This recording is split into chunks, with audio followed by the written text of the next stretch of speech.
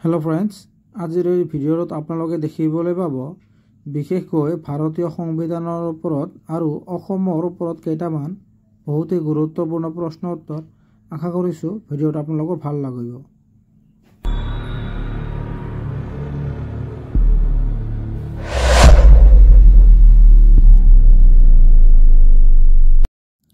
ভাৰতৰ সংবিধানৰ আৰম্ভণি কেতিয়া গ্ৰহণ কৰা হৈছিল? তলত যিবোৰ অপশ্যন দেখিবলৈ পাইছে তাৰ ভিতৰত শুদ্ধ উত্তৰটো হ'ব অপশ্যন বি 26 জানুৱাৰী 1949 চনত। ভাৰতীয় সংবিধানৰ সভাৰ সভাপতি কোন আছিল? তলত যিবোৰ অপশ্যন দেখিবলৈ পাইছে তাৰ ভিতৰত শুদ্ধ উত্তৰটো হ'ব অপশ্যন বি ৰাজেন্দ্ৰ প্ৰসাদ।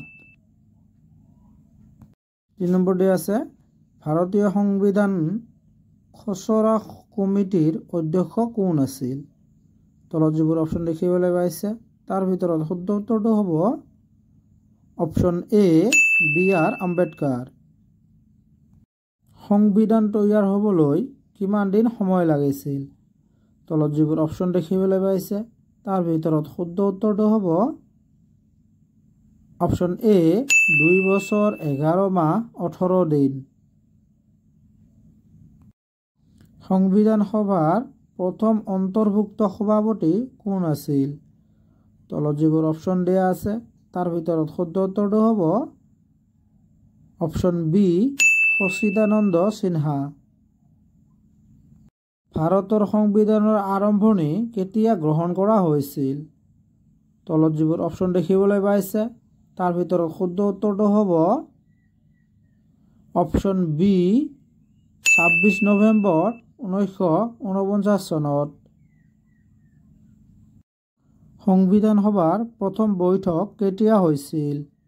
তলত যিবোৰ অপশ্যন দিয়া আছে তাৰ ভিতৰত শুদ্ধ উত্তৰটো হ'ব অপশ্যন বি 9 ডিচেম্বৰ 1946 চনত।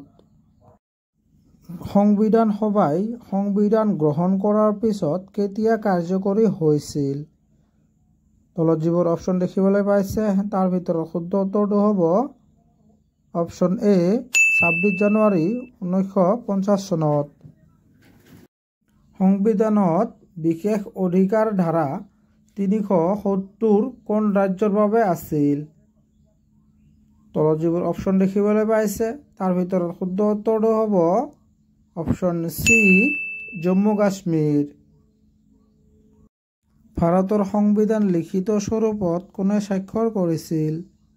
তলত যিবোৰ অপশ্যন দেখিবলৈ পাইছে তাৰ ভিতৰত শুদ্ধ উত্তৰটো হ'ব অপশ্যন এ ৰাজেন্দ্ৰ প্ৰসাদ। সংবিধান অনুসৰি ভাৰতৰ ৰাজধানী ক'ত স্থাপন কৰা হ'ব বুলি উল্লেখ আছে? তলত যিবোৰ অপশ্যন দেখিবলৈ পাইছে তাৰ ভিতৰত শুদ্ধ উত্তৰটো হ'ব অপশ্যন চি দিল্লী।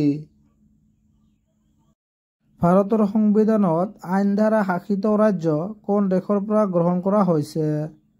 তলত যিবোৰ অপশ্যন দেখিবলৈ পাইছে তাৰ ভিতৰত শুদ্ধ উত্তৰটো হ'ব অপশ্যন বি ইংলেণ্ড। ভাৰতৰ সংবিধানত কিমানটা মৌলিক অধিকাৰ আছে? তলত যিবোৰ অপশ্যন দেখিবলৈ পাইছে তাৰ ভিতৰত শুদ্ধ উত্তৰটো হ'ব অপশ্যন বি 6টা। সংবিধানত উল্লেখ কৰা মৌলিক অধিকাৰ কোন দেশৰ পৰা গ্ৰহণ কৰা হৈছে? তলত যিবোৰ অপশ্যন দেখিবলৈ পাইছে তাৰ ভিতৰত শুদ্ধ উত্তৰটো হ'ব অপশ্যন এ আমেৰিকা।